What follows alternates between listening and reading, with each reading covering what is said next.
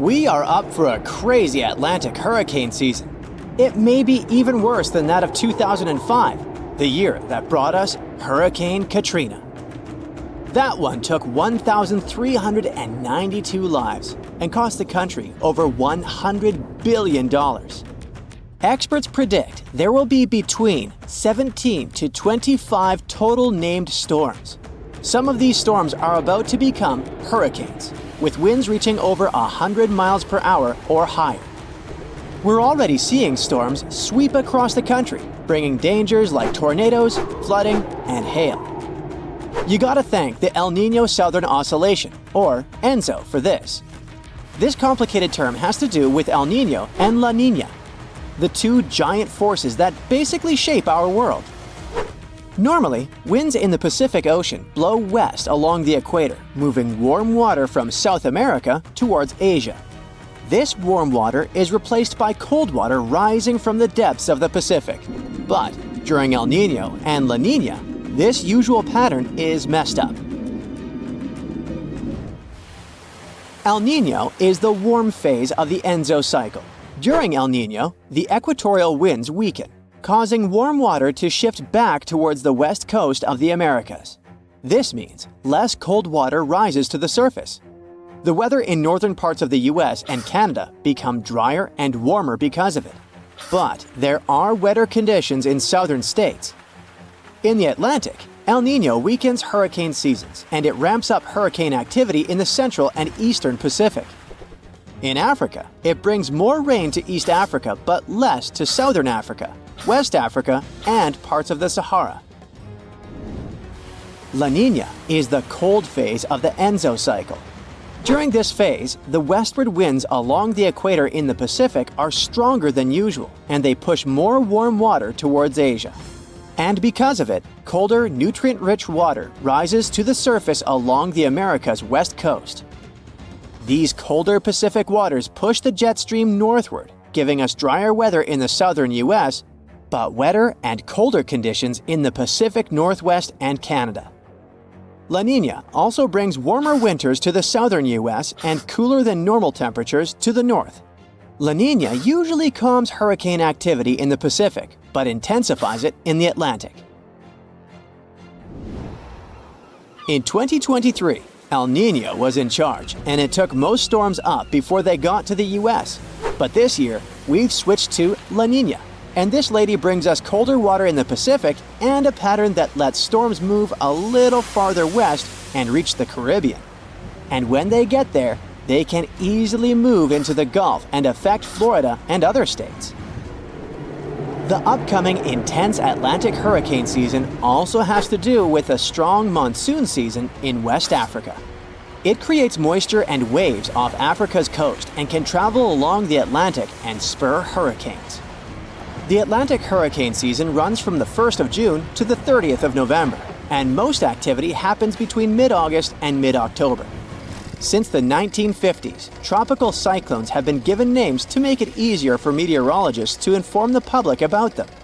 You're more likely to remember that Leslie is coming than Hurricane X34D is on the way, right?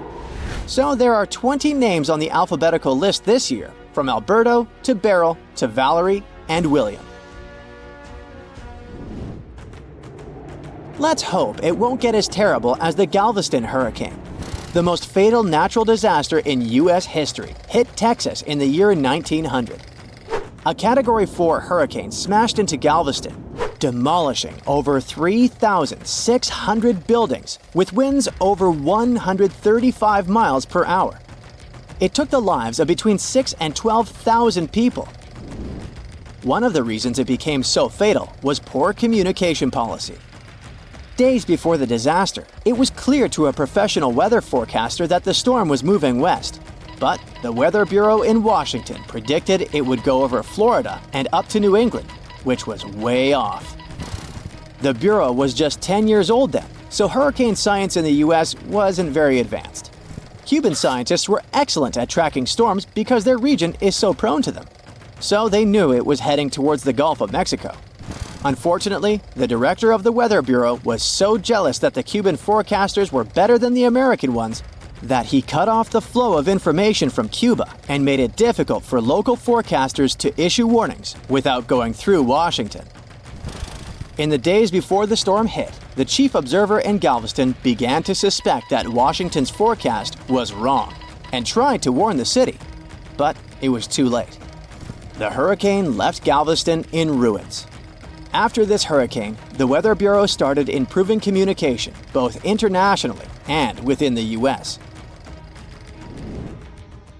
The officials in charge are doing everything possible to improve forecasts, support the people, and help the affected areas recover more easily after the hurricanes hit.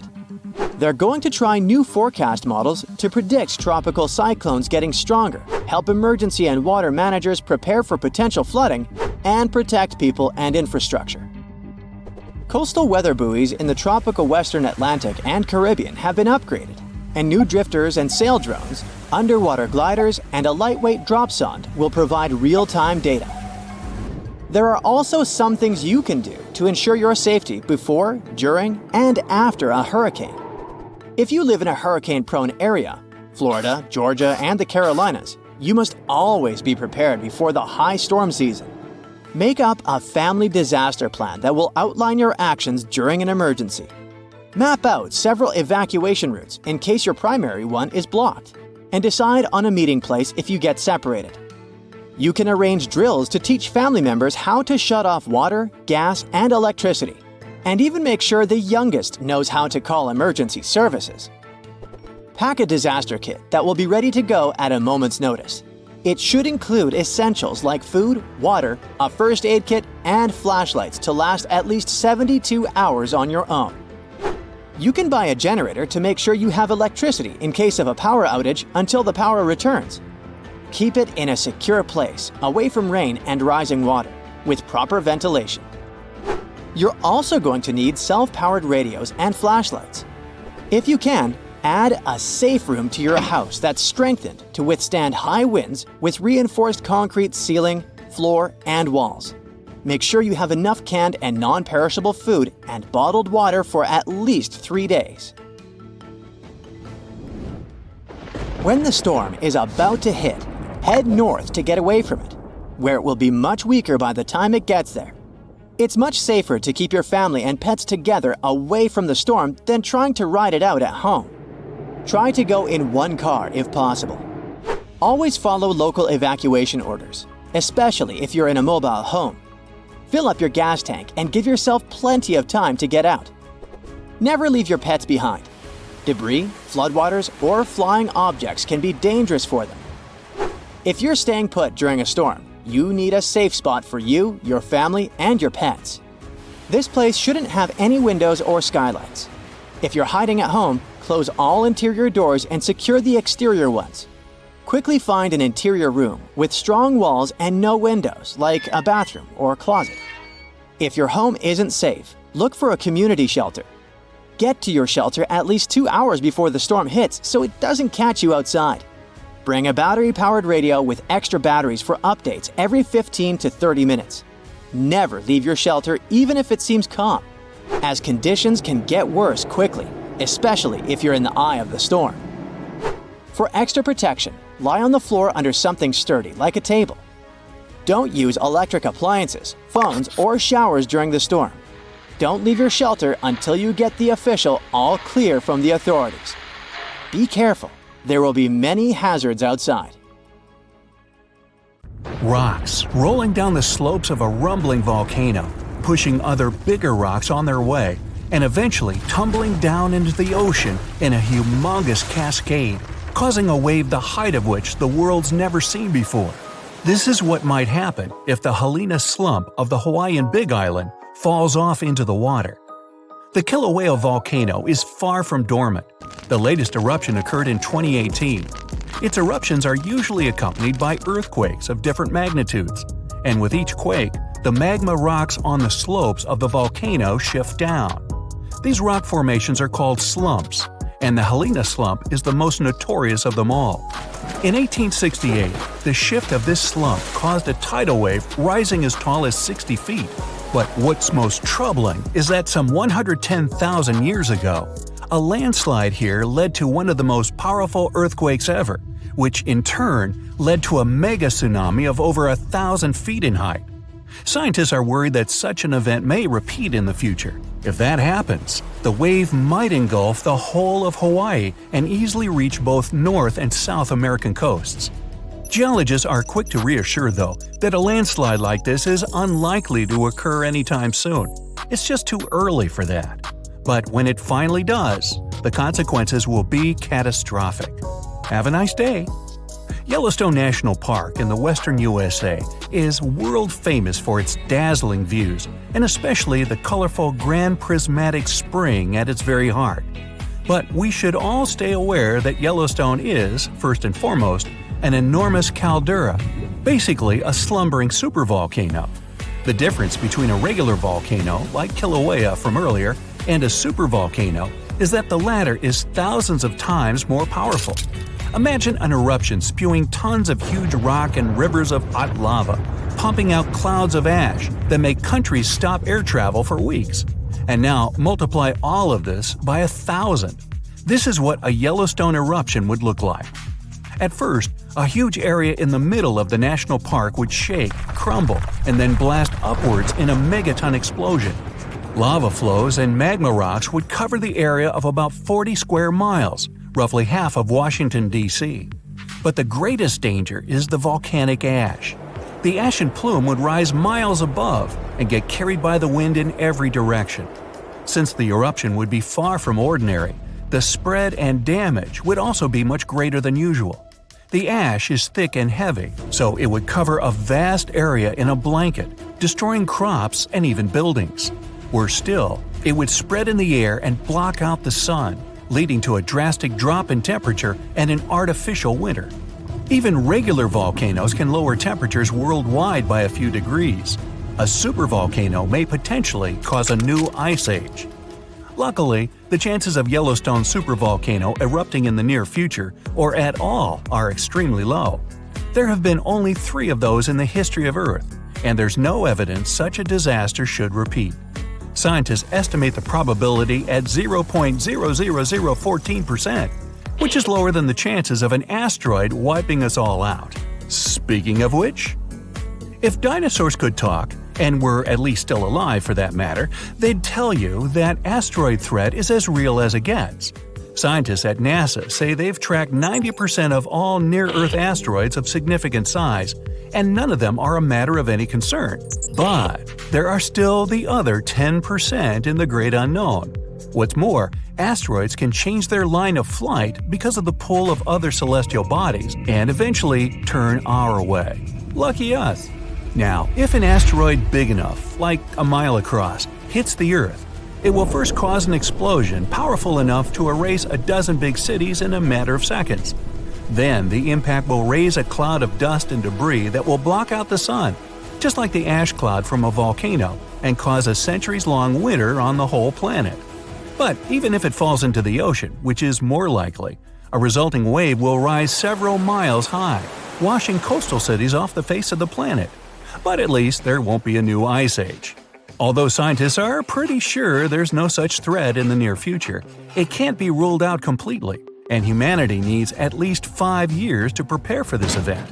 If a big near-Earth asteroid suddenly changes its course and turns right toward our planet, we won't stand a chance against it. Disaster movie, anyone? A much more probable calamity, though, rests right beneath our feet. It's the San Andreas Fault in California. The fault has been ready for rupture for years now, and scientists estimate that an earthquake along this line is likely to occur in the next 3 decades. And when it happens, it won't be nice. They expect a magnitude of 8.0, which is comparable to some of the most devastating quakes in history.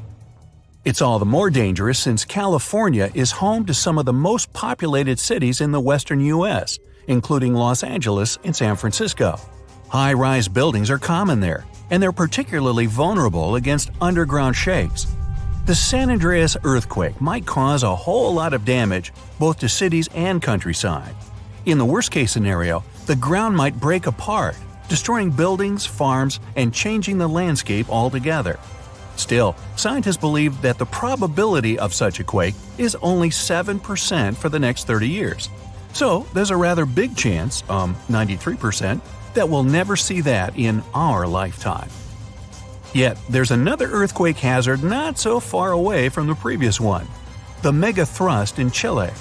The country sits right above the subduction zone, an area where two tectonic plates meet and go one beneath the other. At the place of their meeting, stress has accumulated because of their continuous movement, and once that strain is too much, a major earthquake occurs. Chile has experienced a lot of quakes in the recent years, and scientists are worried those might be preparing the area for a really big one. They believe a great earthquake is due to happen before the end of the century, and it might be devastating to the coastal area. Even smaller quakes caused tsunamis that flooded the west coast, and a huge one like that is likely to raise a wave of incredible height. On the bright side, Chile now knows to prepare in advance for the coming natural disasters, and geologists are pretty sure people will be able to evacuate before the earthquake strikes. In September of 1859, astronomer Richard Carrington was looking at the sun and suddenly saw a bright flare on its surface.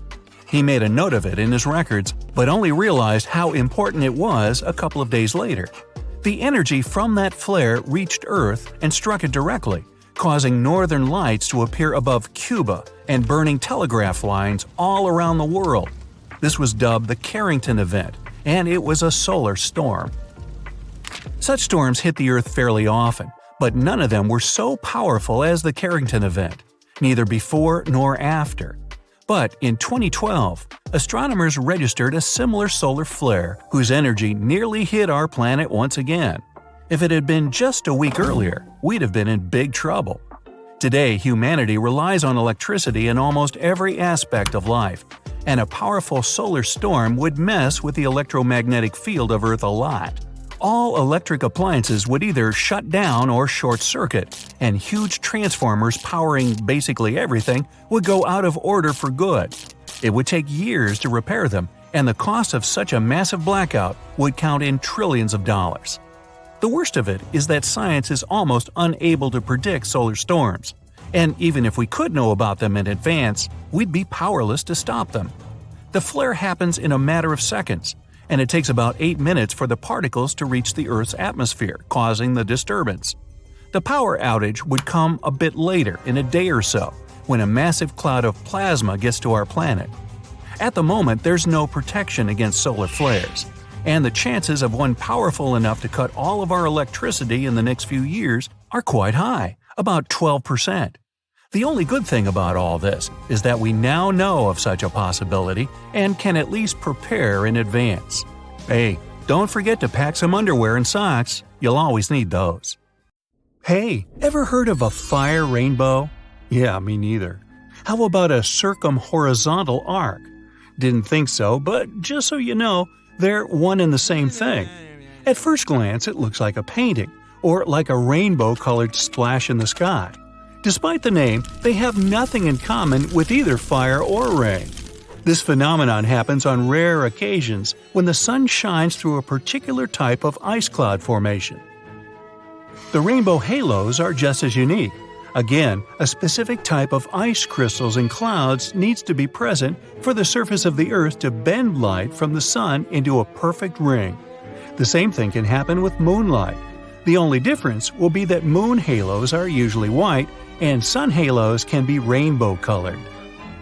When visiting regions with high altitudes, you may be one of the lucky people to stumble upon penitentes. They're basically naturally formed ice spikes.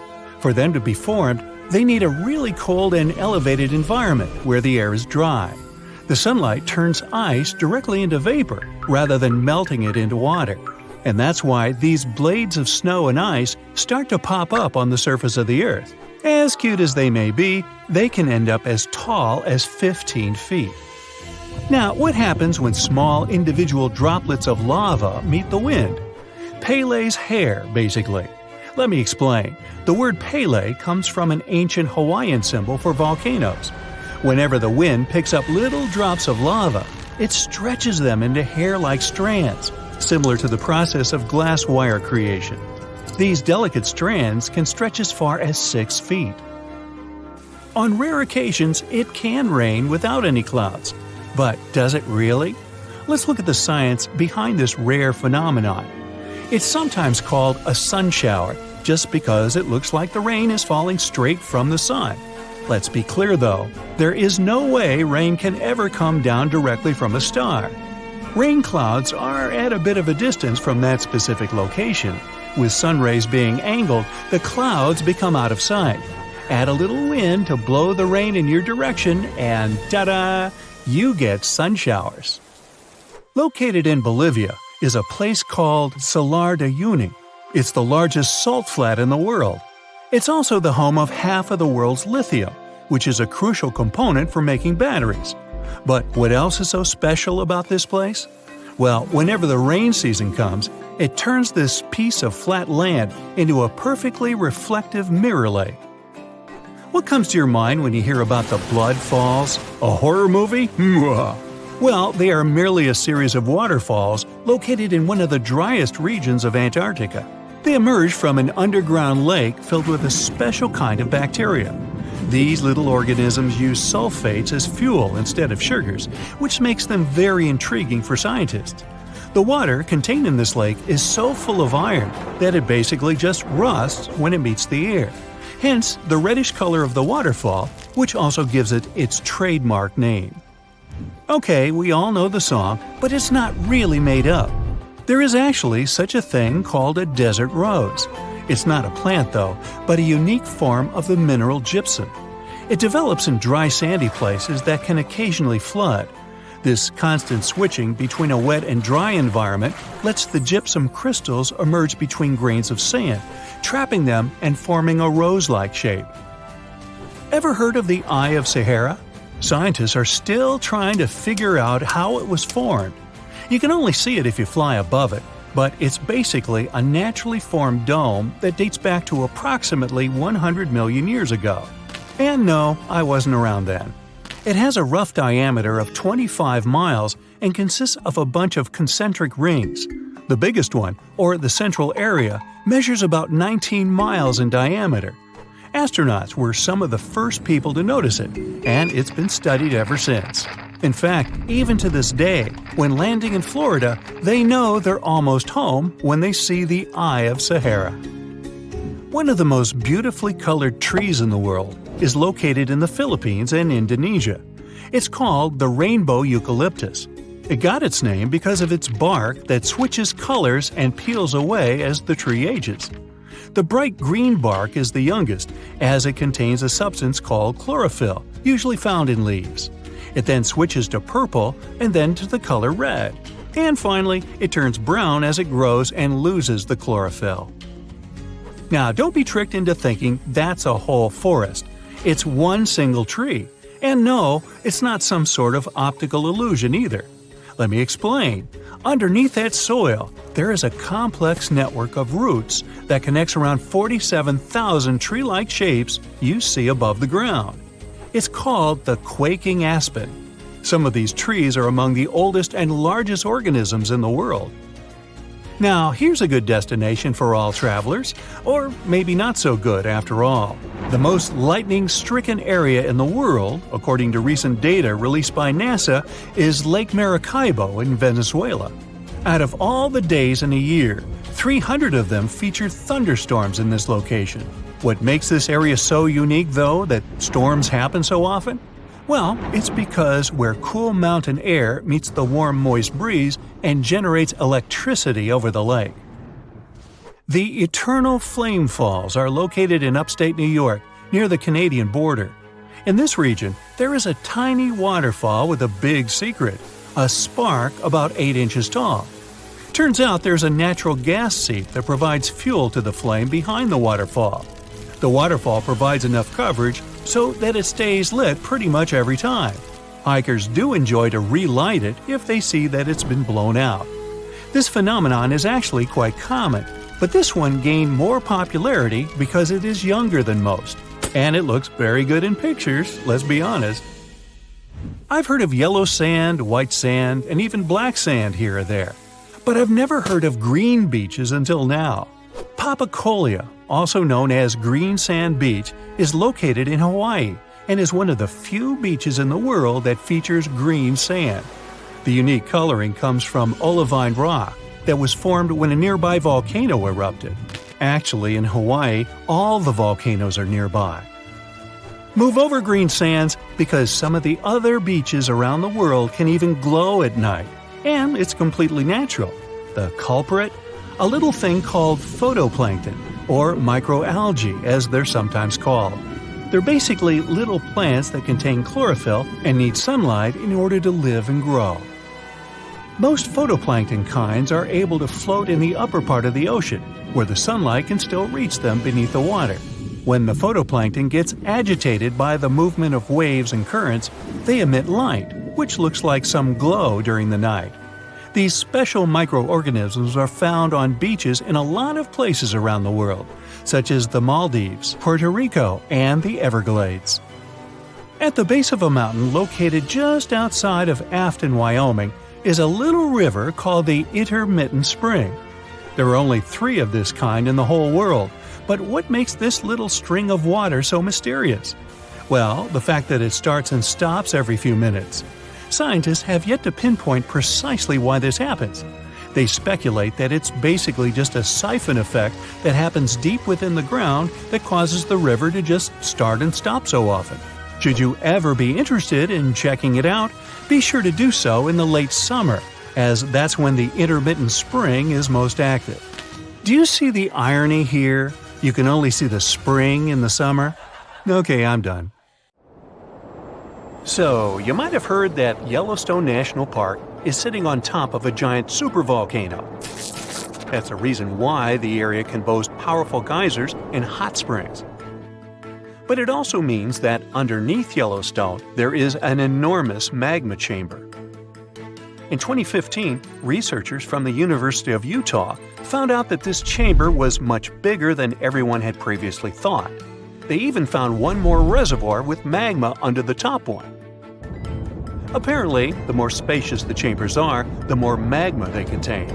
Together, the 2 reservoirs store a glob of magma that could easily fill the Grand Canyon not once, but 11 times. But you know the most worrying thing about the magma chambers? They tend to push against the ground above them. As a result, the land in Yellowstone rises about 1 to 2 inches a year. On top of that, Yellowstone has the status of an active volcano, and its volcanic explosivity index, yes, there is one, is 8 out of 8. Such a high number means that if this volcano erupted, it would be an apocalyptic event. To put it into perspective, the eruption of Pinatubo in the Philippines in 1991, which is considered the most powerful in living memory, was given a mere 6 on the volcanic explosivity index. Ha, loser. Now, let's figure out if there's anything to worry about. In March 2023, the University of Utah seismograph stations recorded 354 earthquakes in the entire region of Yellowstone National Park. Sounds like a lot. But keep in mind that the most impressive event of the month was a mini earthquake of magnitude 3.7. It was part of a swarm of 106 earthquakes that began on March 29th and continued until the end of the month. Yep, earthquakes apparently also come in swarms, so be aware. Experts say that Yellowstone's seismic activity is, well, kind of more active than usual, but it's really nothing serious. A geophysicist working at Yellowstone Volcano Observatory called Michael Pollan claims that the volcano won't erupt anytime soon. For this to happen, there must be enough magma ready to erupt beneath the surface. Whew. There should also be enough pressure to cause this magma to rise. But neither of these conditions exist today. According to the expert, Yellowstone is stable now. At the same time, Pollan and his team are keeping track of all kinds of underground activity, looking for warning signs of possible eruptions. Some of them can be the frequency of earthquakes and ground deformation. Thousands of mini earthquakes, coupled with extreme changes in the surface of the ground in that area, can be alarming. The team also monitors the temperature of the park's thermal features. That's another noteworthy sign of a potential disaster: park-wide changes in geyser activity, as well as gas and thermal emissions. So, despite the media claims that Yellowstone is due to erupt soon because the last eruption happened 70,000 years ago, that's not how volcanoes work. Experts say that it's one of the most popular misconceptions about volcanoes. They don't follow timelines. If a supereruption did happen, though, the most worrying thing for us would not be the lava flows, and not an earthquake that would most likely accompany the natural disaster. No, the worst consequence of such a supereruption would be ash and ashfall. Let's have a look at what it was like when the Yellowstone volcano erupted many years ago. There have been at least 3 supereruptions in the history of the volcano. The most powerful of them was 2,500 times more devastating than the terrifying eruption of Mount St. Helens in Washington state in 1980.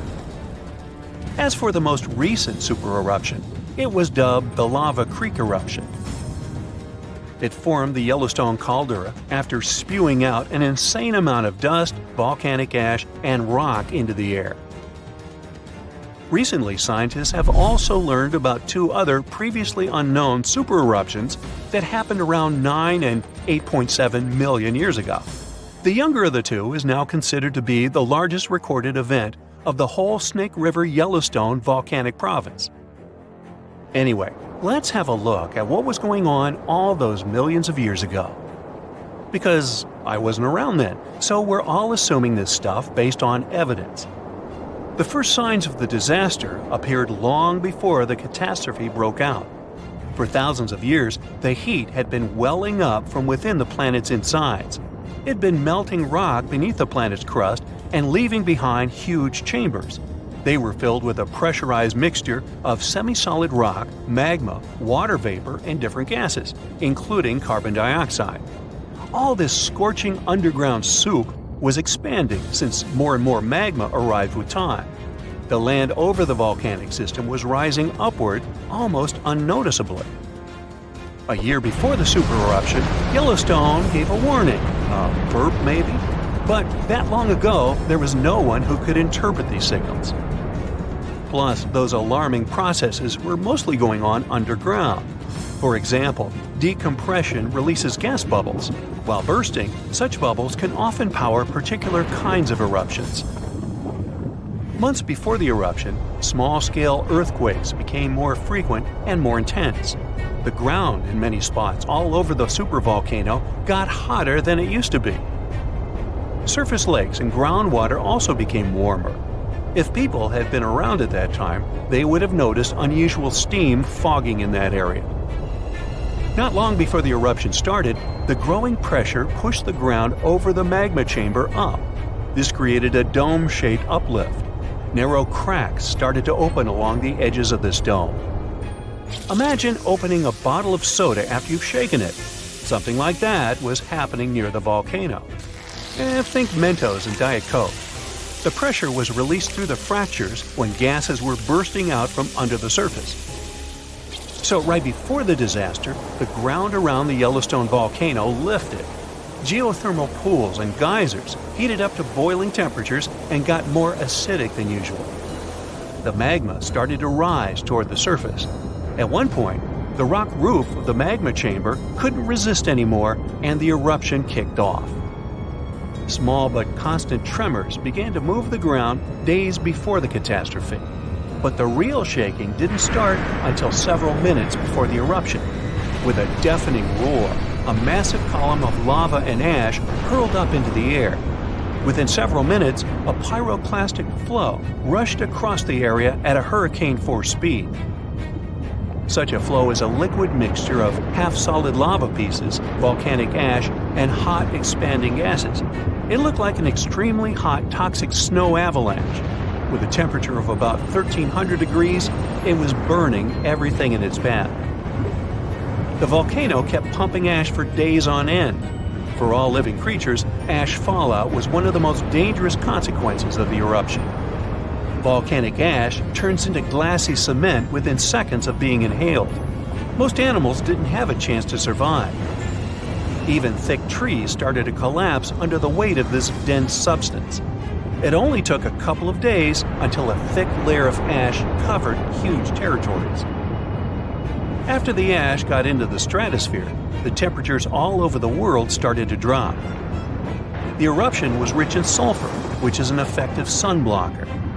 That's why it soon got so cold that there was no summer in the whole world for the next several years.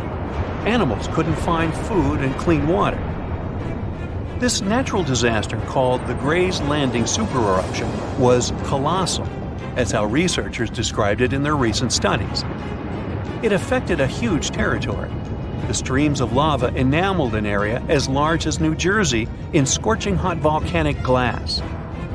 It instantly sterilized the land surface, wiping out all the plant life that had been thriving there before. Now, if such an eruption were to happen these days, it would cover Colorado, Utah, and Wyoming with almost 3 feet of toxic volcanic ash. Many regions would be plunged into darkness.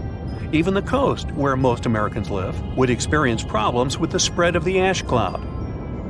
It would destroy crops and contaminate pastures, ruin power lines and electrical transformers. Well, so I'm sure you'll agree with me, it's a good thing that such a disaster isn't expected to occur anytime soon. Hey, we got enough other stuff on our plate. If all the volcanoes on Earth suddenly erupted together, it'd be loud. We'd also have around 1,500 of these formations bursting at once. Now, normally it's just 10 to 20 volcanoes that are active each day. But what would the world look like if they all blew their tops simultaneously? Geologists think it wouldn't be pretty. Even if only the land volcanoes erupted together, it would set off a chain reaction way worse than anything we've ever seen before. The two big problems would be ash and volcanic gases. While the explosions in lava would be damaging for people nearby, the real danger lies in what happens next. A thick layer of ash would cover the planet, blocking out sunlight completely. No sunlight means no photosynthesis, which means crops would fade away and temperatures would drop considerably. And all this ash cloud could remain in our atmosphere for up to 10 years. Now, ash aside, there's also acid rain to worry about. Volcanic gases like hydrochloric acid and sulfur dioxide would mix with the atmosphere and fall back down as acid rain. This type of weather would harm the groundwater and ocean surfaces. Even if humans would find a way to survive up to this point, we'd have no corals and no other sea creatures around.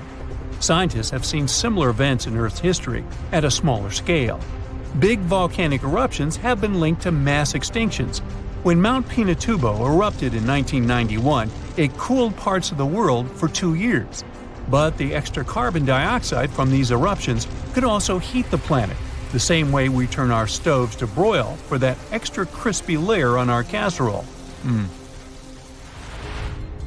Geologists also mentioned that there's evidence in our atmosphere that stuff like this may have happened in the distant past. During the Cretaceous period, carbon dioxide levels were way higher than today, which made it difficult for marine life to thrive. Who would survive all this? Probably just some extremophiles, these organisms that survive in harsh conditions like hot springs or deep undersea vents. As for humans, we could all lay low in underground bunkers until things clear up, or build multiple space stations that could fit us all. Yeah, right. The chances of all volcanoes erupting at once, though, are very slim. Whew! That's because there isn't one giant source supplying all the volcanoes on Earth.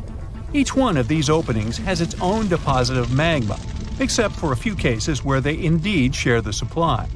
For example, in 1912, Nova Rupta in Alaska erupted alongside another volcano sharing magma.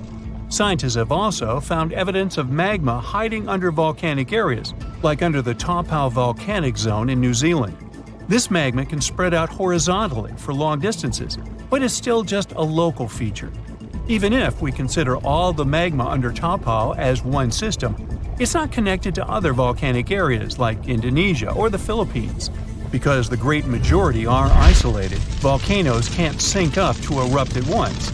The magma comes from different processes like mantle decompression or adding water to the mantle through subduction. There's no way to make all these different volcanoes erupt together because of how tectonics work. Now, that doesn't mean we won't see interesting volcano activity in the future. Take an underwater area near British Columbia, where recently about 200 small earthquakes per hour have been noted. Deep beneath the Pacific Ocean floor, off the coast of Vancouver Island, magma is set to erupt, heating the water so much that it'll bubble like soda. However, this event will likely go unnoticed by anyone other than scientists. The anticipated eruption will most likely happen around 3 miles below the ocean surface. Scientists explain that the earthquakes range from negative to 4.1 magnitude, meaning only those nearby would feel any tremors. This unusual activity gives us a rare opportunity to study how the Earth's crust forms. The magma beneath the ocean floor is estimated to be almost 1,500 degrees Fahrenheit, but will cool rapidly upon eruption and contact with water. This runny rock will solidify upon contact with the seafloor, turning black quickly. This event will be useful for biologists too, who will have the opportunity to study the marine animal's response to any changes, like run! Antarctica, often seen as a vast icy continent, also holds a volcanic surprise beneath its frozen surface. Researchers have identified over 130 under the western ice sheet alone, making it the largest volcanic region on Earth.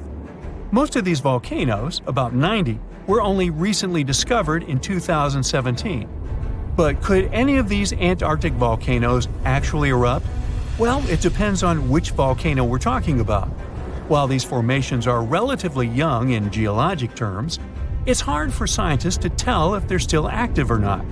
There are only 2 confirmed active volcanoes in Antarctica, Deception Island and Mount Erebus.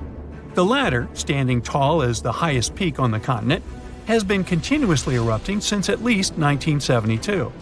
It's known for emitting gas and steam, and sometimes even throwing out rocks in what are called strombolian eruptions. One of its most notable features is a persistent lava lake in its crater, a rare phenomenon due to specific conditions needed to keep the surface molten. For instance, it's fueled by a steady supply of magma from deep within the Earth's mantle. This continuous inflow of molten rock provides the material for the lava lake to exist. It also features low ambient temperatures. Despite its location in Antarctica, Erebus has relatively mild temperatures in its summit region because of the heat generated by the volcanic activity. This allows the lava lake to remain liquid rather than freezing over. Deception Island, another active volcano, last erupted in the 70s. While it's currently not showing signs of imminent eruption, it's being monitored closely for any concerning activity. Apart from these 2 being confirmed to be active, Antarctica is dotted with fumaroles, openings in the Earth's crust that release gases and vapors.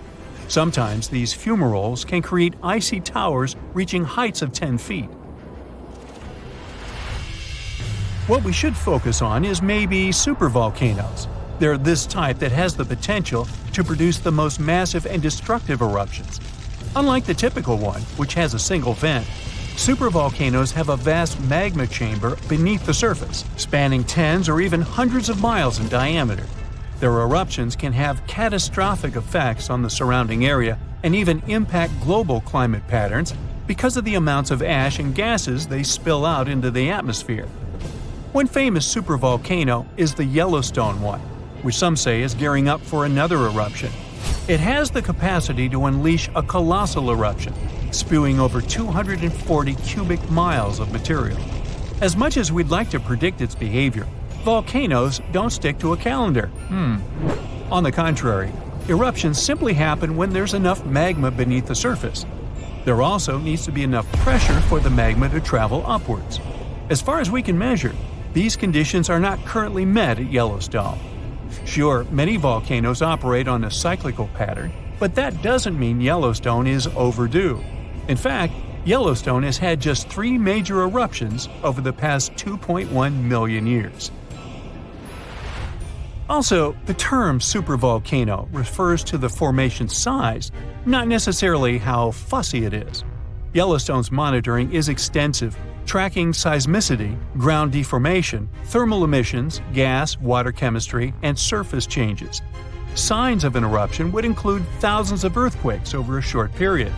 We'd also see deformation on the ground and weird gas emissions ahead of time. Stable, as it might look like for now, the consequences of it having a major eruption could look ugly. Ash dispersion could blanket a 500-mile radius, potentially disrupting Midwest agriculture and clogging waterways. Ash and gas emissions into the stratosphere could induce global climatic effects, making our planet colder for several years. And yes, we've seen some research that it shows there's more liquid molten rock under the Yellowstone volcano than scientists believe. But that doesn't translate to imminent danger. When we think of active volcanoes, one region comes to mind: the Ring of Fire in the Pacific Ocean. 3/4 of Earth's volcanoes sit within this belt. Compare the area to Australia, which doesn't have any volcanic activity. The old continent of Europe is also calm, or at least we like to think so. Can you guess what the most active volcano in Europe is? If you thought of Mount Etna on the island of Sicily in Italy, you were right. The volcano has erupted about 200 times and has been far from sleeping in recent decades. The last time this happened was in August 2023. The highest mountain in the Mediterranean is 500 million years old. But in Iceland, there is a much younger volcano. It sprang into action on the 10th of July 2023. In the afternoon, 3 fissures appeared in the ground on a peninsula in the southwest of the island. This was at a base of a small mountain peak. Its name means Little Ram in the local language. The volcano spewed molten lava high into the air. There were also gas plumes in the area. But the scientific community wasn't surprised by the event. They already knew about the volcanic area that stretches between the cities of Reykjavik and Keflavik. Its name is hard to pronounce. Hey, I want to buy a vowel. It had already erupted during the previous 2 summers. This activity came after 8 centuries of dormancy. In the days leading up to the latest eruption, seismologists, the scientists who study earthquakes, recorded over 12,000 tremors. When the ground opened up in July, the fissures were over 1.5 miles long. The following morning, 2 of them closed. All the lava was now coming out of the last fissure. It grew into an elongated cone, the simplest shape of volcano we are all familiar with. The lava soon filled a large crater. It grew almost 100 feet tall during the first week, and it is still growing. On the night when the eruption started, lava spread out in all directions. Its cinders set ablaze the dry moss in the vicinity. Local authorities closed off the surrounding area. There were toxic gases from the volcanoes and smoke from the burning moss. Firefighters flocked to the area. After a week, they proclaimed the area safe. Visitors soon came to witness the birth of Europe's youngest volcano. This form of tourism is quite developed in Iceland. People come from all over the world to watch active volcanoes. The land of fire and ice is home to more than 130 volcanoes. Some 30 of them are active. Now, I know what you're thinking right now. Is volcano tourism safe? In Iceland, it is. The country's authorities research and constantly monitor all of the hotspots. The island is dotted with several dozen seismic stations. These help researchers accurately predict future eruptions, and emergency services are accustomed to these sorts of events. They can quickly cordon off danger zones. This is what happened in 2010. A volcano in the south of the island, the name of which everyone struggled to pronounce, erupted. It spewed out a plume of steam and ash that was 7 miles high. This wasn't a fun time to be an air traveler. Winds carried the enormous plume southeast toward northern Europe. Many countries closed their airspace for several days for safety reasons. The volcano erupted in March, but the Earth was shaking from January the same year, so seismologists knew that an eruption was approaching. When it comes to the continent's youngest volcano, the tourist infrastructure is already there. Visitors can leave their cars at a designated parking lot. Then they go on a 5-hour-long trek. This leads to a viewing deck. Tourists are so close to the epicenter that they can feel the heat haze from the crater. The sight is the most impressive at nighttime. Safety is never a concern. Scientists regularly chart out hazard maps that outline the borders of lava fields. This way, visitors who stick by the rules are never in harm's way. More than a week after the eruption started, a section of the crater collapsed. Lava flowed downhill west of the volcano. This majestic smoldering hot river is slow-moving lava. Scientists categorize it as an AA type. The term is Hawaiian. It describes basaltic lava that has a rough and brittle surface. The flow is composed of broken lava blocks that are called clinkers. They fall off as the substance flows. This reveals red-hot areas. The cooler sections of lava are gray and black in color. When it moves forward, it produces a distinctive sound like shattering glass. Nearly a month after the eruption of the new volcano, we got aerial footage of an interesting phenomenon. A tornado formed directly over the lava flow. This occurs due to the high temperatures in the area. When the conditions are right, a column of heated air can easily turn into a mini tornado. Scientists observed a similar event happen during the 2018 eruption of Mount Kilauea in Hawaii. The lava fields of Europe's second-largest island tell the story of the creation of Iceland. It sits above the place where the North American and Eurasian plates meet each other. Tectonic plates are huge, rocky chunks of Earth's most outer layer. There are roughly 20 of them. They rest on a partially molten layer of rock. All the lava we see on the surface starts its journey here. You could say that these plates float on molten rock. Their boundaries are unstable, so when two plates grind past each other, they release tremendous amounts of energy. The formation of volcanoes is one result. These are places where the molten rock travels upward to the surface. Iceland began to form some 60 million years ago. The tectonic plates under the ocean drifted apart. Enough lava piled up on the surface to create solid ground. This ancient rock is under the waves today. As new lava reaches the surface and cools down, it pushes the old rock away from the center of the island. That's why the oldest parts of Iceland aren't 60, but only 16 million years old. The country's active lava fields are young in geological terms. Some of them are under 1,000 years old. Scientists consider the island a hot spot for volcanoes, pun intended. Nearly a third of the basaltic lava that reaches the Earth's surface in recorded history came from Icelandic eruptions. Fissure swarms, like the ones before the 2023 eruption, cover 30% of the Nordic country. For this reason, only a quarter of the island is inhabited.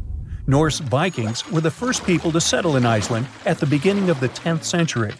Nature threw them a loud welcoming party. Just a few years after their arrival, they witnessed one of the greatest volcanic eruptions in history. Vikings came from a region without volcanoes, so they had no clue as to what was going on. Today, Icelanders are used to such events. This is good because their homeland is entering a new era of volcanic activity. Volcanologists suspect that recent events are an introduction to decades of more frequent eruptions. The peninsula that is home to Earth's youngest volcano is just 17 miles southwest of Iceland's capital city. It's been dormant for a long time. Present-day eruptions there are a reminder that the natural processes that created Iceland are still ongoing. Recently, scientists discovered that there's a historical link between volcanic eruptions in the north of Europe and glaciers. Our planet went through at least 5 major ice ages. These were exceptionally lengthy periods when the average temperature on Earth dropped. The result was the expansion of ice sheets across northern Europe and North America. The last ice age ended some 10,000 years ago.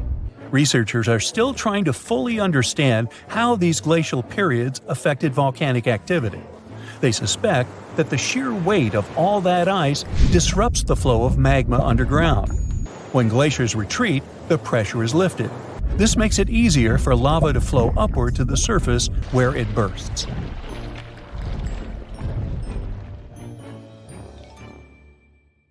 The ground shakes beneath you. The pictures rattle on the walls. You hear a rumble off in the distance. Then, boom, a deafening explosion. The shockwave blasts through the windows and sets off car alarms. You duck under the dining table for cover, but then you remember you live not far from a supervolcano in the middle of a tropical jungle. So, staying in one place isn't a good idea. The shaking finally halts. You take this chance to peek outside and see a giant cloud of smoke covering the sky. It's lunchtime, but you wouldn't know it. The sun is completely veiled and darkness falls. The power's out in the whole city. In this darkness, you see red molten lava shooting from the sky and spilling on the rim. You run outside along with dozens of your neighbors. Your priority right now, find safe shelter and fast. You think about taking the car, but with everyone running on the road, that's a no-go. So you run on foot where the crowd is going. Supervolcanoes are in a league of their own when it comes to natural disasters. Surprisingly, it's not all about size or height. A volcano is dubbed super if it erupts more than 240 cubic miles of magma. That's more than enough to overfill Lake Erie. It must also have a history of erupting and a magnitude of 8 on the Volcanic Explosivity Index. The largest active volcano on Earth is Hawaii's Mauna Loa. It's so big, it would cover the entire state of Rhode Island plus some. And next time you see a commercial plane flying high in the sky, remember that 30,000-some-foot altitude is about as tall as Mauna Loa is from base to summit. It's technically taller than Everest when you measure it like that, yet it's not considered a supervolcano. So you're running along the dark road not knowing and barely seeing where to go. Then, all of a sudden, a massive flaming boulder smashes through the bridge in front of you. You and everyone else are now stranded on the side of the volcano as it's getting more chaotic each second. Most of the crowd disperses, finding their own ways to safety. You remember there's a way to the other side not many people know about, but you'll have to cross a raging river through the dense jungle. You calm what's left of the crowd, and everyone follows you to your secret getaway. You finally get out of the city limits and head into the jungle. With the sky already dark, the tall trees and thick leaves make it almost pitch black. Everyone gets out their phone flashlights to navigate through the dark path. You all need to stick together and make sure nobody gets lost. Suddenly, fiery rocks strike the trees not far from you. Everyone jolts and tries to rush ahead, but nowhere is safe when it's raining scalding fire all around. You and your group have to pick up the pace or else. Imagine a typical avalanche or mudslide, very dangerous situations on their own. Now, imagine an avalanche of lava rocks and lava sliding down a mountain instead of mud. That's what's making its way towards you right now.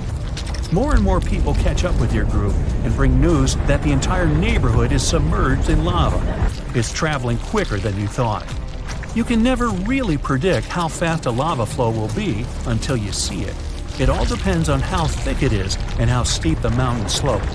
Lava can move slowly at about 20 feet a minute, a fraction of the average person's walking speed. Or it can flow as fast as 30 miles per hour, which even the fastest person on Earth can't outrun. But the lava isn't even the most dangerous problem. If you didn't have protection, the gases spewing from the eruption would fill your lungs, and those spread faster and further than the lava flow. Your eyes and throat would be itchy. You'd get a headache, dizziness, increased heart rate, difficulty breathing. The worst would be passing out from the lack of oxygen. Luckily, everyone managed to grab their gas masks before leaving their homes. You're now entering the treacherous terrain of the jungle and the danger zone. Everyone's phone batteries are giving out one by one, so your vision is even more limited. The terrain is tougher and you can't hear any sounds from the river. At this point, you're not even sure if you're going the right way. But your instincts tell you the deeper you go, the safer you'll be. The path is muddy, and the vines are hindering everyone's movements.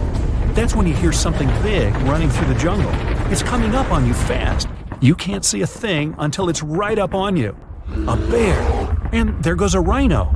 Wild cats, domestic cats, dogs, different creatures of all sizes and species. They all come running through the jungle right past you. You and your fellow humans aren't the only ones fleeing from the eruption. The rumbling is still going on. Before you know it, a shower of fire rocks strikes right behind you and ignites parts of the jungle. There's no going back. Everyone picks up and runs for it. You hear thunder in the distance. A flash of lightning lights up the dark sky. You think, finally, some rain to wash away this fiery nightmare. But that's not a regular storm brewing. These giant smoke clouds can mimic a thunderstorm under similar conditions. Your luck finally pays off. You hear the river straight ahead. You reach the bank and have to hop on some stones to get to the other side. You almost slip when someone from the group catches you just in time. Whew, that was too close. Not far down the river is a large waterfall leading straight to a shallow lake with sharp rocks at the bottom. The ash from the lava falls like snow, covering most of the trees and landing on the river. Ash is one of the most dangerous things about volcanic eruptions. You're soaked to the bone, but it's a lot better than ash and smoke. And then the rest of the group follow. The next thing you know, the river starts steaming as lava meets the bank and runs into the water. You try your best to speed things up. The lava can heat this water up to dangerous levels, and there are still people slowly crossing the river on the slippery rocks. Luckily, you manage to get everyone across. Well, almost everyone. You turn around and see someone's leg got caught between two rocks. The lava continues to pour into the river. You can feel the heat of the steam. You rush back to this person and try to pull them out. Their leg won't budge. Someone else from the group comes to help, and you're finally able to pull them out in the nick of time. You and everyone else, now exhausted from your trek, keep going as far as possible. That's when you see the main road that connects you to the broken bridge. There are others on the road that got out safely, and even some cars filling up with survivors and heading fast out of the area. The volcano is still spewing lava, and the entire city is flooded with it. What was once your town now looks like a giant burning lake.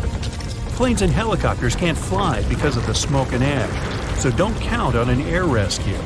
You're still at risk even though you're on safer ground, so it's still too early to celebrate. Everyone continues to move away from the city. The further, the better. The ground continues to shake, but this time it's even more intense than before. Supervolcanoes are powerful enough to cause many earthquakes. But it's a good thing you're out in the open, far from the buildings and debris in the city. Now, back to reality. Rest assured that a volcanic eruption of this intensity won't happen for a very long time, as in millions of years. Besides, thanks to warning systems and humanity's preparation for such an event, it's extremely rare for even a regular volcano to do as much damage as it could. So, don't scratch Yellowstone off your travel list just yet. So, you notice anything weird? Recently, there have been alarming changes in the water levels in different parts of Yellowstone Lake. At the same moment, the water level can be rising on one side of the lake and falling on the other. Ooh, it looks as if the lake basin gets lifted by some underground forces. Can it be a sign of a looming disaster? Geysers, mud ponds, and hot springs turn Yellowstone National Park into some extraterrestrial world. And all these wonders are fueled by a mighty supervolcano. Supervolcanoes produce super eruptions. When it happens, they launch more than 240 cubic miles of ash, molten rock, and hot gases up into the air. To make it easier to imagine, 4 super eruptions could fill the Grand Canyon to the brim. The Yellowstone giant was thought to be responsible for at least 3 enormous eruptions and countless smaller ones. In that region, the volcanic deposits are scattered over tens of thousands of miles. Scientists believe they had been created by many weak eruptions. But after doing more research, experts found out these deposits had been left by 2 previously unknown super eruptions. Those probably took place about 9 and 8.7 million years ago. This discovery means that the area around the Yellowstone volcano used to face a super eruption every 500,000 years. But over the last 3 million years, the hotspot has seen only 2 super eruptions. It makes scientists believe these catastrophic events are slowing down, or just maybe one is overdue. Anyway, if the Yellowstone supervolcano went off with as much power as it had 2.1 million years ago, it would spit out more than 588 cubic miles of boiling lava. That's more than 4,500 times the volume of Sydney Harbor. That's a lot of lava. Whether it's likely to happen or not is another question. There's no doubt that something is going on with the volcano. The water level changes in Yellowstone Lake mean the caldera is lifting under the surface. And the caldera is what's left over after a volcano erupts and then collapses. The Yellowstone caldera is not just going up, creating a dome-shaped uplift. It also moves up and down in a kind of breathing motion. It might be because the magma is seeping into the crust, or because this magma is heating up the Yellowstone hydrothermal system, making it expand and raise the crust. Yellowstone has the status of an active volcano. Its volcanic explosivity index is 8 out of 10. Such a high number means that if this volcano erupted, it would be an apocalyptic event. Right before the disaster, the ground around the national park would lift. Geothermal pools and geysers would heat up to boiling temperatures and get more acidic than usual. The magma would start to rise toward the surface.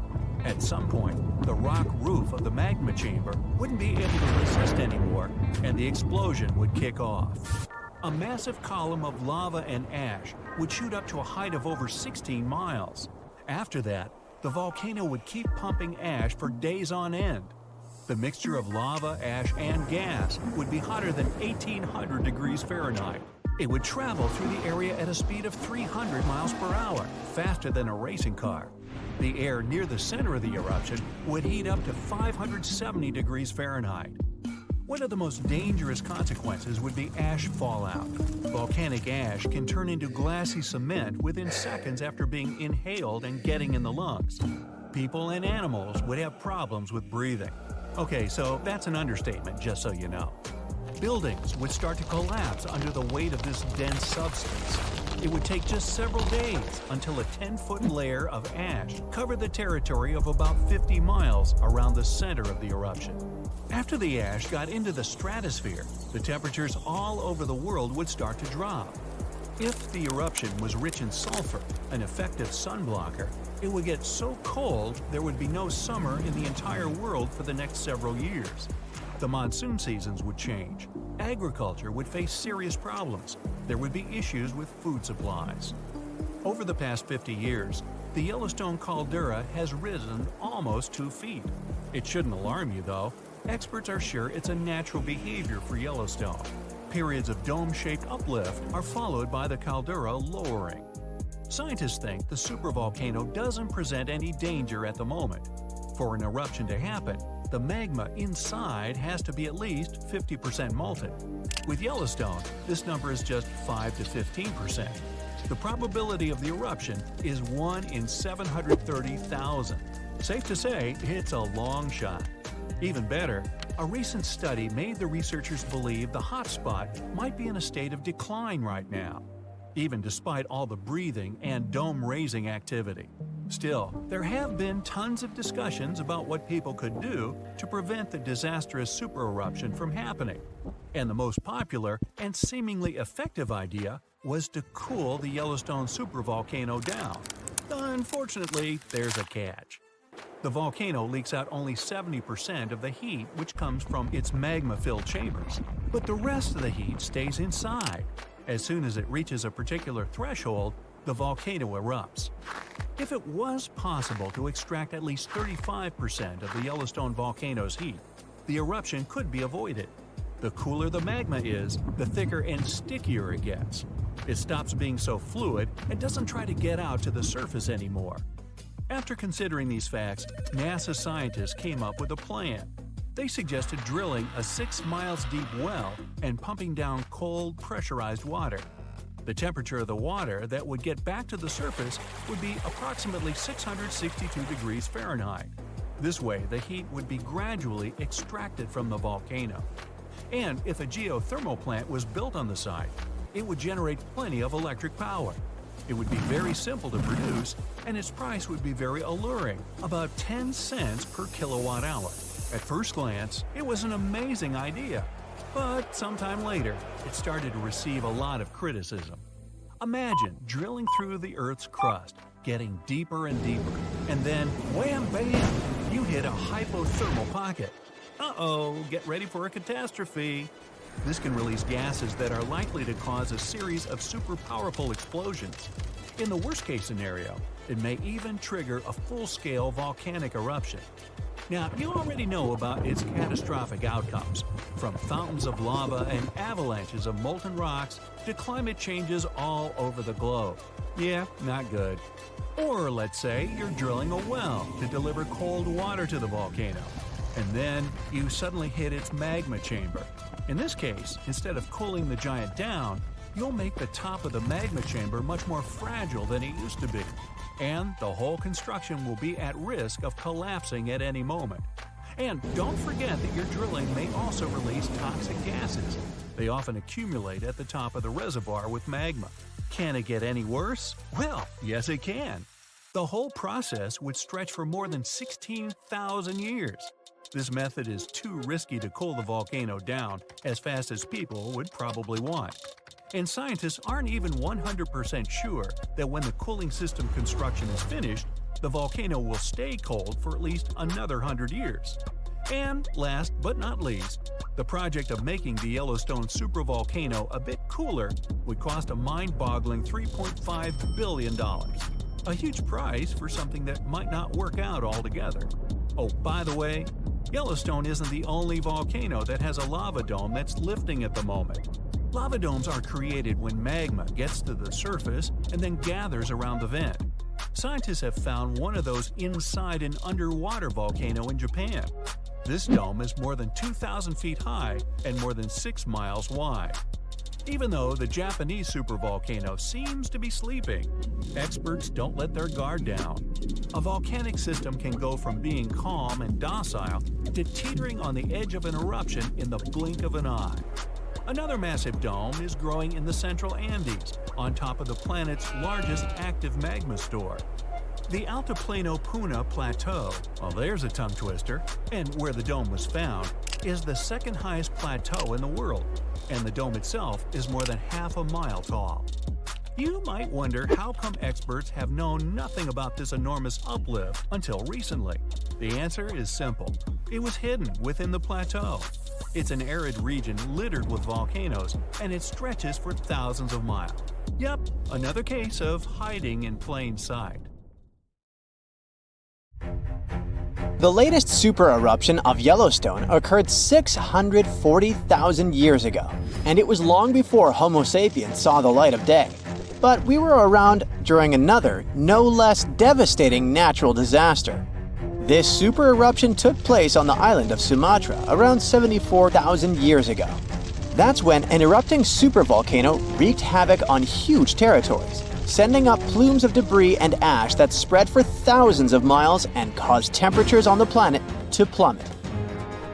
The effects of this super eruption were visible as far away as southern Africa. Experts believe they could have impacted early humans there. By the time the volcano erupted, our ancestors had already been using stone tools and had likely known how to produce yarn.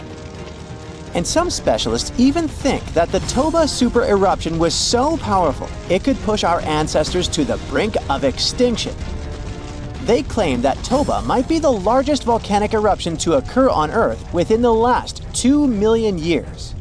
The eruption disgorged so much pyroclastic rock it would be enough to cover the entire United States to the depth of a one-story house. About a third of that deposit piled up on northern Sumatra, while a lot more ended up beneath the floor of the Indian Ocean. The super eruption left an elliptical crater lake around 60 miles long. The caldera is so large it's hard to feel that you're indeed in a volcano.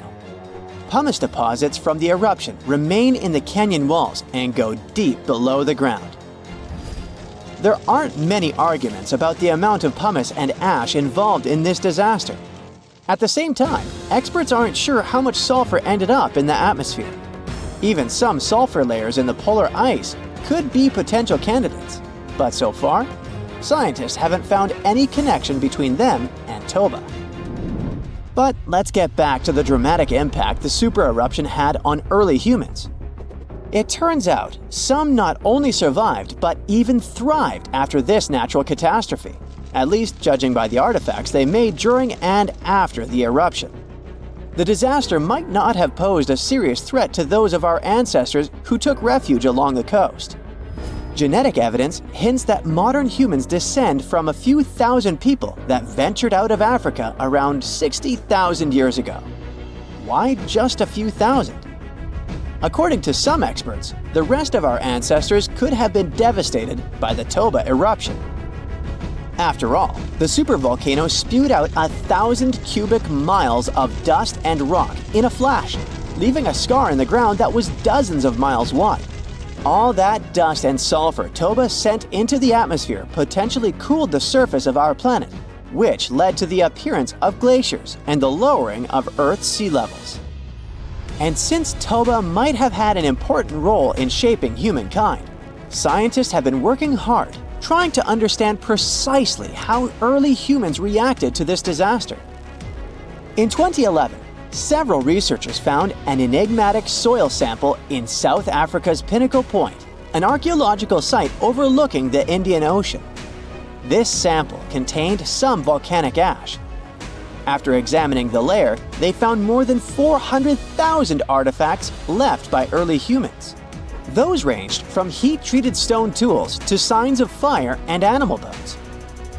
Based on this finding, the team suggested that early humans on the South African coast thrived after the eruption, living in that area for thousands of years and improving their tools.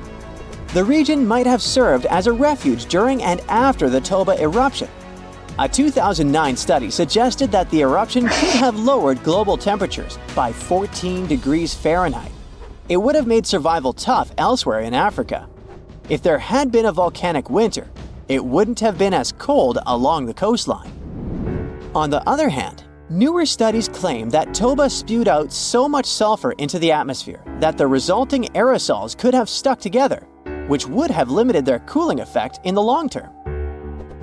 In other words, right after the eruption, temperatures would have plummeted, but only in some regions.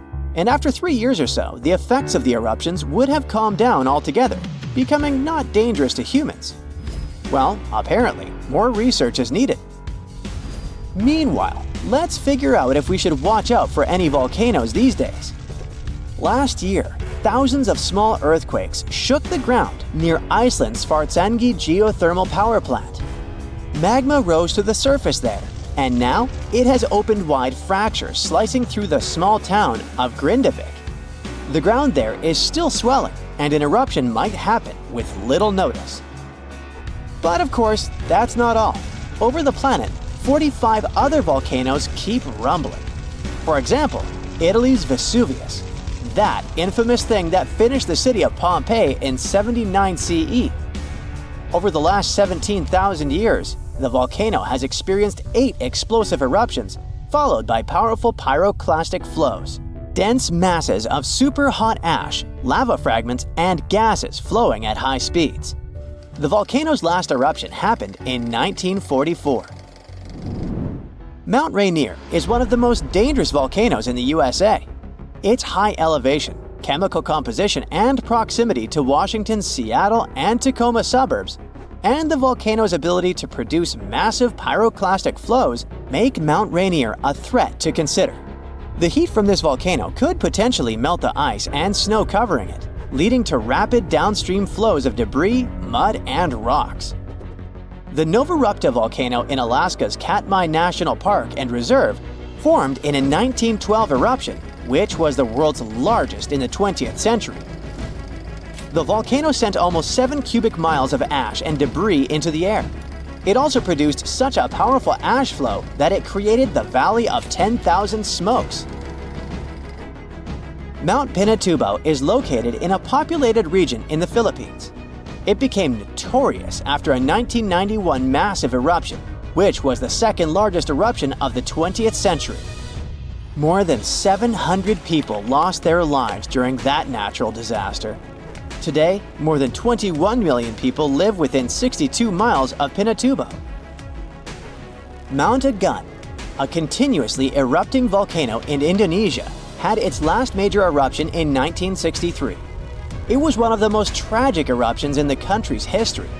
It lasted for 11 months, producing ashfall and pyroclastic flows that led to the loss of more than 1,000 lives and serious property damage. People saw ash plumes above the volcano throughout 2018, following the eruption in November 2017. Japan's Mount Fuji hasn't erupted since 1707. That year, a massive earthquake likely set it off. In 2014, experts warned that Fuji could be at risk of another eruption following the 9-magnitude earthquake that shook Japan in 2011. Experts believed the earthquake had raised pressure below Fuji. The eruption in 1707 sent so much ash and debris into the air that all this mass even reached Tokyo. Should Fuji erupt again, it would affect more than 25 million people in the surrounding areas. The eruption of Washington's Mount St. Helens in 1980 was one of the most destructive volcanic events in U.S. history. 57 people, as well as thousands of animals, lost their lives during that natural disaster. The eruption also destroyed around 200 square miles of forest. Experts think that Mount St. Helens' history of massive eruptions means that future catastrophes are bound to happen. The next explosive eruption might send large amounts of ash all over the Pacific Northwest. No wonder the volcano is under close monitoring. One of Indonesia's most active volcanoes, Mount Merapi, has been erupting for centuries.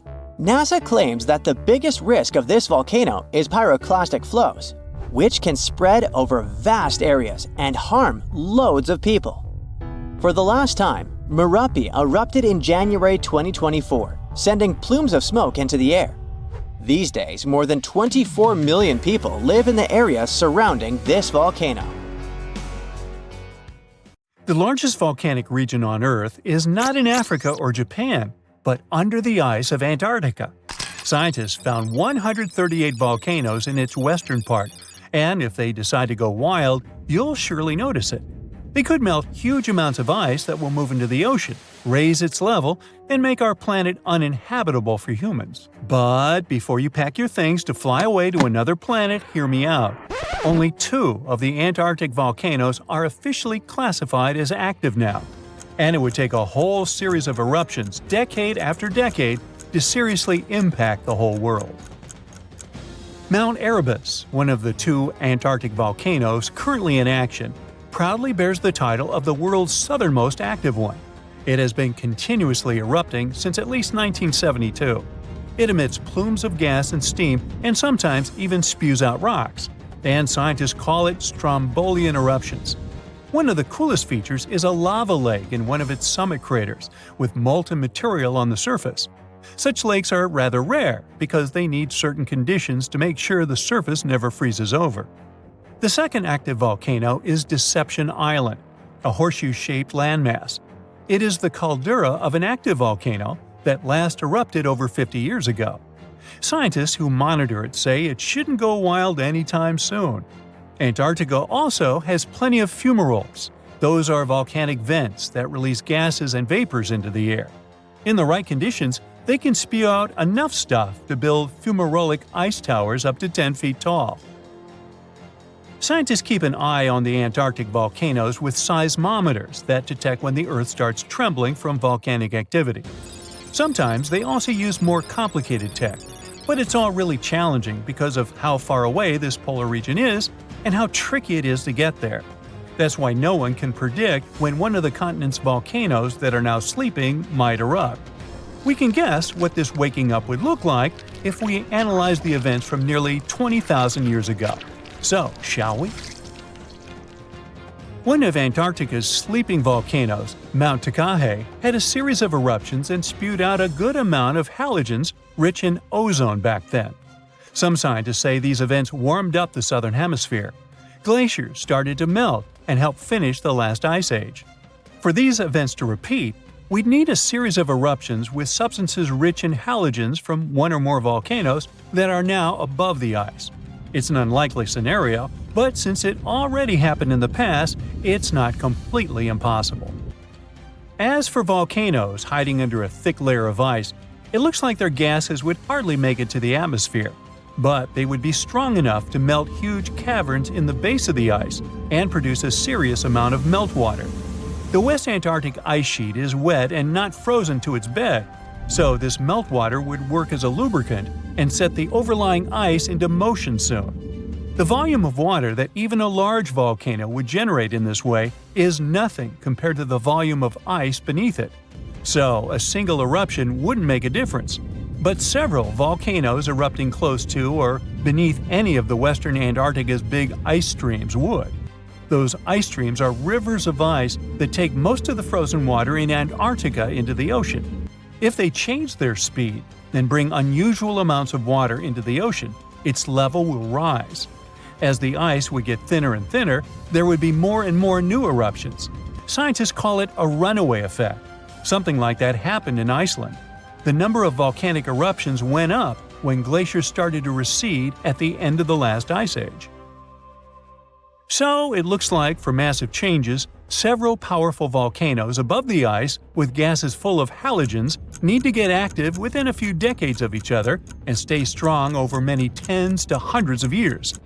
Antarctica stores around 80% of all the fresh water in the world, and if they melted all of it, global sea levels would rise by almost 200 feet. And then we'd have to look for a new planet to live on. But this again is an unlikely scenario. It's more likely that the eruptions under the ice will lubricate ice streams and seep water into the ocean. But it wouldn't be the end of the world. A super strong, super angry supervolcano could do it though, and it has already happened in the past. Over 200 million years ago, the world went through a major makeover with not one, not two, but 4 massive volcanic eruptions in huge pulses. The supervolcano called Ham had been erupting over and over for 600,000 years. It all happened in Wrangell, a large chunk of land that used to be a supermassive volcano stretching across what's now British Columbia and Alaska. And it wasn't the lava or the volcanic ash that ruined the environment. The eruption made carbon levels skyrocket. The planet would never be the same again. This volcanic activity might have helped dinosaurs grow from cat-sized critters into giants we saw in Jurassic Park. It kicked off a 2-million-year rainy season. It made the whole world hot and humid, and the dinos just loved it. Researchers dug deep into sediment layers beneath an ancient lake in Asia to uncover these secrets. They found traces of volcanic ash and mercury, clear signs of those epic eruptions. There were carbon signatures showing huge spikes in carbon dioxide levels. It made the atmosphere toasty, and the rain poured down. So the bad news is, another eruption like this could happen. The supervolcano beneath Yellowstone National Park has been sleeping for nearly 70,000 years. But if it wakes up, it would be many times more catastrophic than the eruption of Mount St. Helens in 1980. It's considered the most disastrous volcanic eruption in U.S. history. It followed 2 months of earthquakes and injection of magma below the volcano that weakened and destroyed the entire north face of the mountain. The eruption column went 80,000 feet into the atmosphere and spread ash over 11 U.S. states and several Canadian provinces. The last Yellowstone eruption was 1,000 times greater than that. The ground above Yellowstone sits on a hot spot made of molten and semi-molten rock called magma. This magma stuff flows into a chamber beneath the park, about 4 to 6 miles down, making the ground puff up like a balloon. But then, as it cools down, the ground goes back to its usual state. Volcano watchers have been keeping an eye on this for a century. They noticed the ground lift up about 10 inches around 20 years ago, but since 2010, it's been going back down. The experts say we have no big eruptions on the horizon, so doomsday isn't coming anytime soon. But there's some underground activity going on lately which keeps us interested. Since humans haven't been around to witness every little thing Yellowstone does, it's kind of tough to say for sure what's brewing down there. Yellowstone has had some epic eruptions within the last couple million years. They happen like clockwork, with gaps of 600,000 to 800,000 years between them. The last big one was around 640,000 years ago, and it basically reshaped the entire landscape, spreading ash and debris as far as Louisiana. You can still see the aftermath of the last big eruption in the Yellowstone caldera today. Experts say a massive eruption like the last one is an unlikely scenario. We're more likely to see eruptions of steam and hot water or lava flows.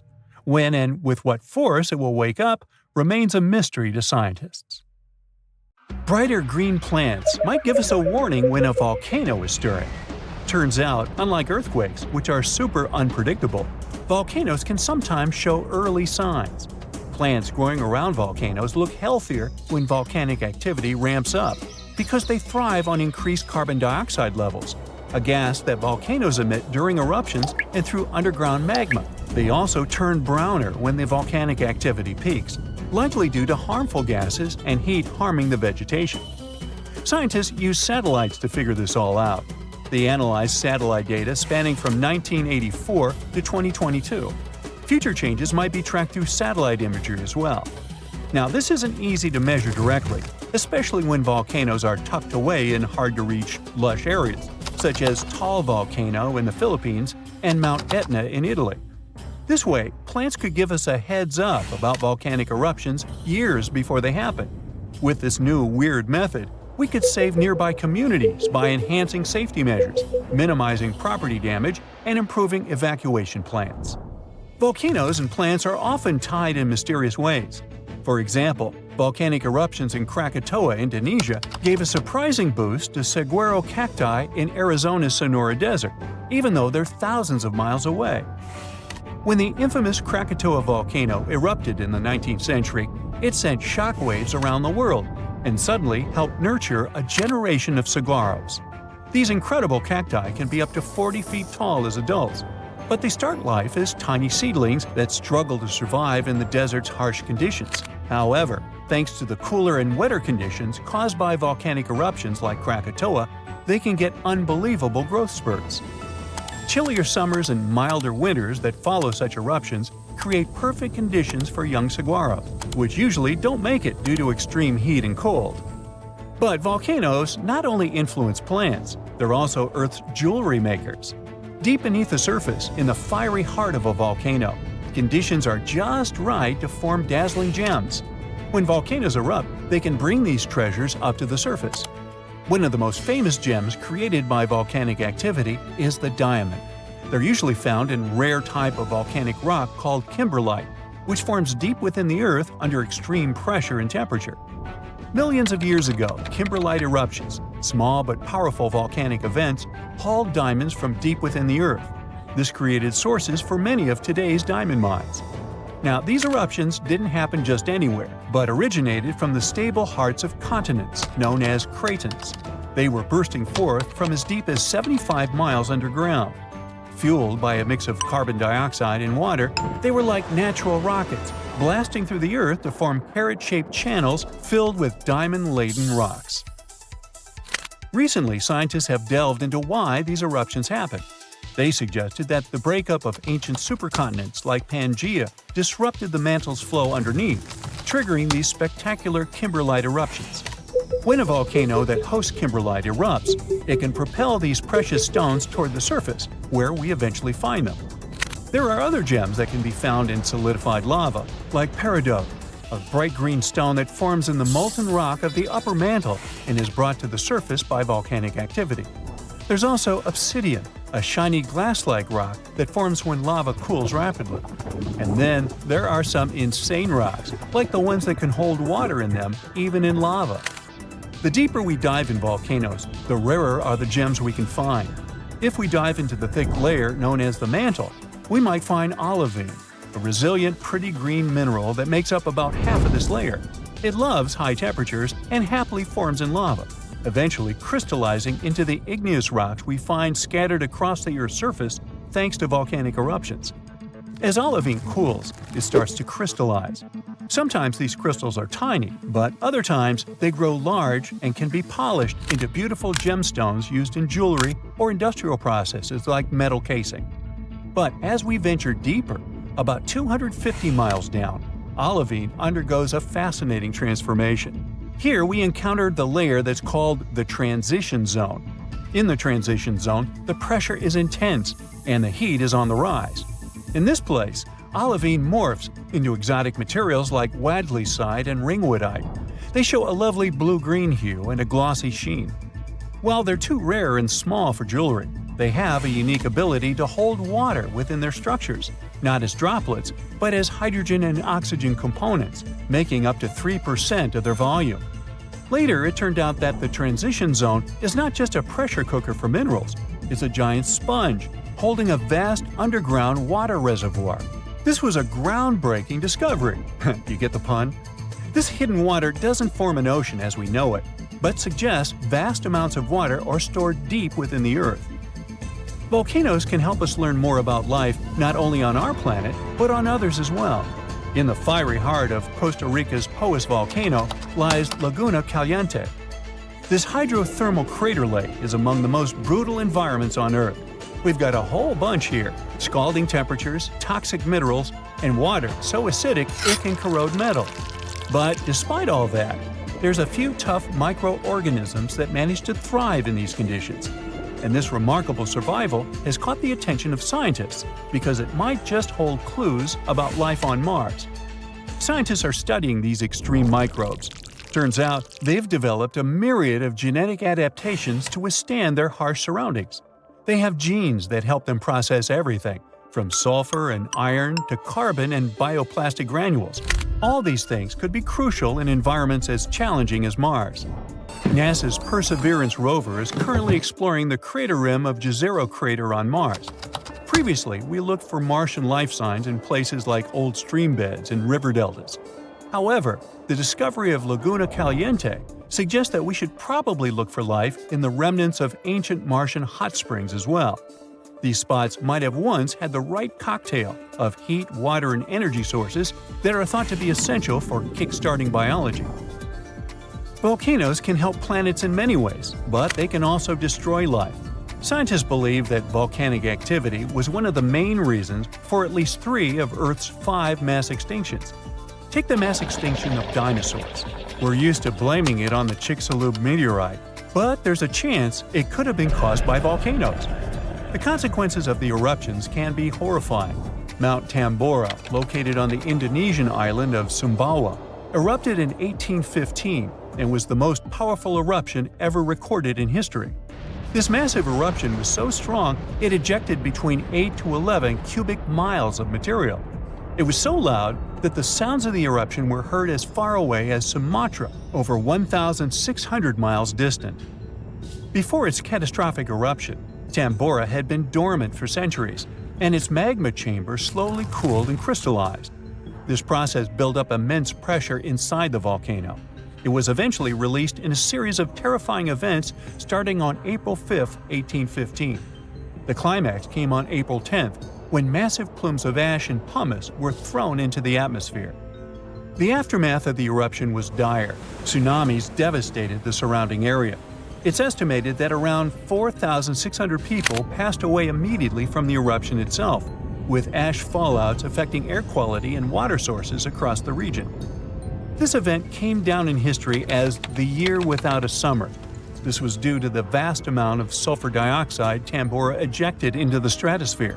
It created a veil of aerosols that reflected sunlight and significantly lowered global temperatures. A similar thing happened to our planet 66 million years ago, during the dinosaur extinction.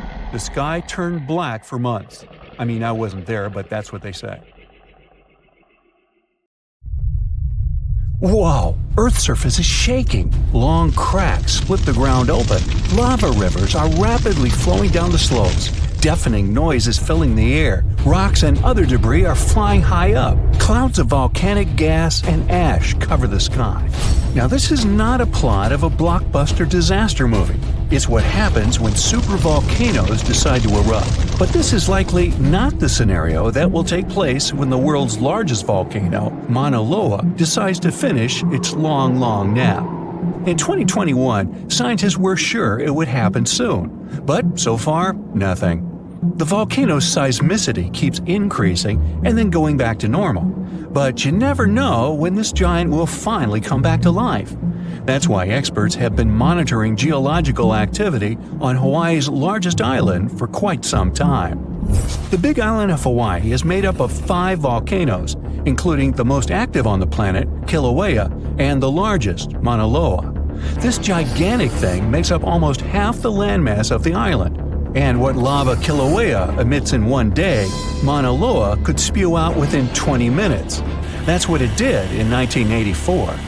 While Mauna Loa's smaller sibling has been throwing tantrums for a while, the giant has been slumbering ever since its last eruption. But very recently, the Hawaii Volcano Observatory has recorded more than 200 mini-earthquakes below Mauna Loa. It likely means an increased flow of magma down there. Good morning! The volcano might be waking up, or not. If Mauna Loa did suddenly erupt, lava flows could reach the ocean and the most populated and touristy places, like Captain Cook, very quickly, in a matter of hours. In 1984, the last time the volcano erupted, lava got as far as the outskirts of Hilo on the other side of the island. That's where a campus of the University of Hawaii is found.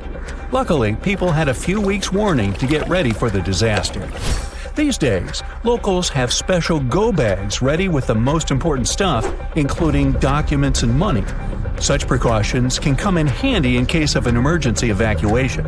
Even though most Mauna Loa eruptions have so far only affected the summit area, several of them sent lava all the way down to the ocean, and you never know how powerful the next eruption will be.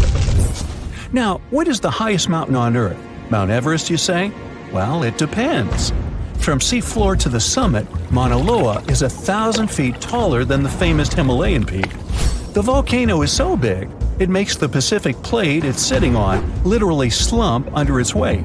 Scientists say that when this monster of a volcano erupts, the volume of lava coming out per unit will be life-threatening. Over its recorded history, Mauna Loa has been erupting regularly, almost every 6 years. And even though the last eruption of the volcano occurred about 40 years ago, scientists are certain it'll happen again.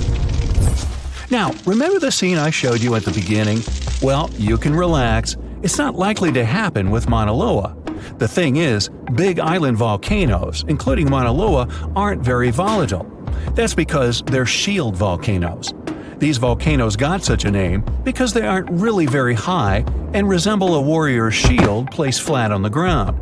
Shield volcanoes get formed by very fluid lava. It travels farther and forms much thinner flows than lava erupted from a stratovolcano, which is conically shaped and tall, like the infamous Krakatoa in Indonesia. So if, or should I say when, Mauna Loa erupts, there probably won't be ash clouds and tons of debris. The most dangerous thing will be lava. Since Mauna Loa is a shield volcano, its lava is extremely fluid and voluminous, which allows it to flow far and fast. Using theoretical vent maps, experts from the Hawaii Volcano Observatory have made charts of possible lava flows. They're kind of worried about earthquakes clustering at high rates. It likely means that lava is on the move under the surface. 500 to 600 earthquakes per day are a serious reason to be on high alert. On the other hand, it doesn't necessarily mean a disaster or inevitable eruption. Around a decade ago, several earthquakes that happened at the same time signaled that something was happening under Mauna Loa. But an eruption didn't occur. Instead, half the volcano shifted a bit to the south. This way, it probably gave more room to magma so that it had enough space to stay beneath the surface. Now, let's get back to the catastrophic eruption we saw at the beginning of the video. That's what often happens when a supervolcano erupts. Those are volcanoes that have at least once had an eruption with a volcanic explosivity index of 8, which is the largest recorded number on the index. Supervolcanoes are often extremely large, with no cone at all. That's because they're typically the remains of gigantic magma chambers that once flared up, leaving behind a caldera. They're usually found over hot spots. Supervolcanoes can produce super eruptions, and when they do, they blow more than 240 cubic miles of ash, molten rock, and hot gases up into the air. In other words, 4 super eruptions could fill the Grand Canyon to the brim. Supervolcanoes get formed when gigantic volumes of scorching hot magma are trying to escape from deep underground. This magma rises close to the surface but can't break through Earth's crust. That's why a huge pressurized pool of bubbling magma gathers at a depth of only several miles. The pressure keeps growing because more magma is trying to get to the surface until, bam, a super eruption occurs. The most recent super eruption happened in New Zealand. Well, when I say recent, I mean around 26,500 years ago. Nah, I wasn't around then.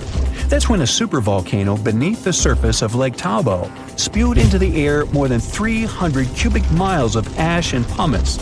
Imagine 500,000 Great Pyramids of Giza flying up at the same time. That's how incredibly powerful that eruption was. But the most exciting and confusing thing about the eruption was that the Tahoe volcano simply didn't go off like many others. At first, everything was going as usual. More than 200 square miles of magma had built up under the surface, and the pressure was getting higher and higher. But after the rock cracked and the first part of lava rushed out of the crater, something went wrong, and the supervolcano took a break. Only several months later, the disastrous eruption shook the ground, and thousands of tons of lava, rocks, and ash flew high into the atmosphere. But the age of supervolcanoes isn't over. The most infamous of them all is probably the one in Yellowstone National Park. This giant handles at least 3 mega-powerful eruptions, and who knows how many smaller ones. If this monster erupted anywhere as strongly as it did 2.1 million years ago, it would spit out more than 588 cubic miles of red-hot material. You can probably picture it more vividly if I tell you that this volume is comparable to 65 million Capitol rotundas in Washington, D.C. piled together. Wow. Anyway, scientists are sure that Yellowstone doesn't present any danger these days. For an eruption to happen, magma inside must be at least 50% molten. With the Yellowstone caldera, this number is just 5 to 15%. But of course, Yellowstone isn't the only supervolcano on our planet. There's also New Zealand's Tahoe you already know about, Japan's Airi Caldera, California's Long Valley, Indonesia's Toba. Any of them can one day produce a super eruption. There are also several so-called supervolcanoes that haven't lived up to this name yet because they've never produced anything like a super eruption. For example, in 1883, Indonesian volcano Krakatoa went off. The power of the eruption tore the volcano's walls open, and cold seawater rushed into its molten insides. The difference in temperature made the volcano blow up with a deafening boom. It was clearly heard 2,000 miles away in Australia. It earned the blast the title of the loudest sound in history. But even though the consequences of this event were truly catastrophic, it still turned out not powerful enough to be called a super eruption.